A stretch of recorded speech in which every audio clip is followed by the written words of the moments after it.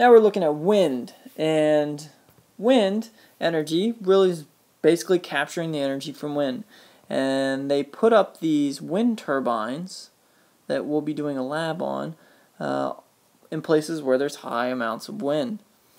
And that wind, as it passes through this basically turbine, what the wind thing is, it's just a turbine, causes it to spin, and that then spins a generator to generate electricity. And if you look at here, this is pretty cool. Over the past, from 1981 to 2001, purple, we're looking at the amount of wind turbines installed versus the cost. What do you notice about them? They are inversely proportionate. So as you install more, the cost comes down. This is basic economics. Supply, demand. As demand decreases, so does the cost. So wind turbines are one that have great potential. But some concerns with them are they kill birds. Here's my bird.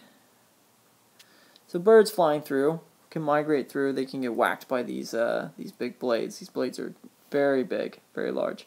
Some other concerns are they're really large, and people don't like looking at these things outside their houses. Some other concerns, they cast shadows, and it's almost like a strobing effect, and they are quite loud. So you'll watch a video, one of the videos, listening to these wind turbines and how loud they are. When they're clustered together like this, it's called a wind farm.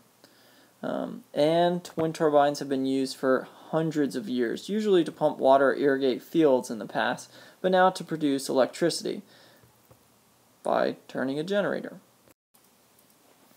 Another form of renewable power is hydropower. What's hydro mean? Yeah, it means water.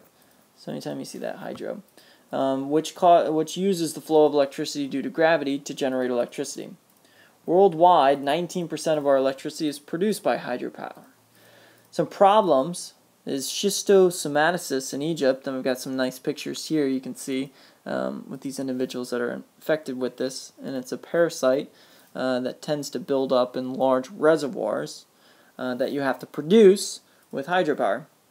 Higher evaporations upstream because of the reservoirs, lower quantity of water makes it to the basin downstream, and displaces people and animals. If you watch the manufactured landscapes with the Three Gorges Dam, you could see how it displaced 1.3 million people. And it messes with fish migration paths. So looking at hydropower, if you've ever seen a dam, how you've got higher water up here and the water rushing past down here. Well, you've got gravity pulling that water downward, and you're blocking that and only allowing a little bit at a time. And as that water flows through, it passes through this turbine. And you can see the turbine here has these paddles in it that when the water rushes past to go by, it causes it to spin. And then that spins a generator to generate electricity. You can see here, as the water goes through, falls down, causes this turbine to spin, then causes the generator to spin. One other form is geothermal. What's geo mean? Yeah, Earth. So this is using basically the heat from the Earth. Iceland uses geothermal prominently because they have a lot of volcanic activity, and along the plates you can find areas where geothermal is available. Temperature gradients from the soil to surface 100 meters deep, and they change. So what they do is they inject cold water down into the earth. And since they have geothermal activity here, that water heats up very fast. And then that hot water is brought back up as usually as steam, then it's rushed past a turbine, then spins a generator. Got a picture of here in Iceland. You can see the geothermal plants in the background, people swimming in the hot springs. Here's one of these that really hasn't taken off, but is a potential. Tidal energy, using gravitational pull of the moon, or the tides are determined by the moon and the sun, to harness that movement of water. Oop. So here, with let's see, let me go back. I guess we're just going to erase it like that. Here you can see nice potential for that tides, and as the tide goes up and down, the water is moving back and forth. So the water can be moving this way or that way as the tides go up and down, causing these turbines to spin, which then would spin a generator. Another way is these walls, which would be much more invasive and destructive of natural habitats. But this wall, almost like a dam, would build up a reservoir over here and only allow water through like a typical dam on a river. But these seem to be more feasible if tidal energy was something for the future. Electrolysis.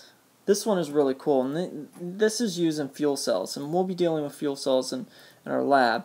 And this is basically using water to generate electricity.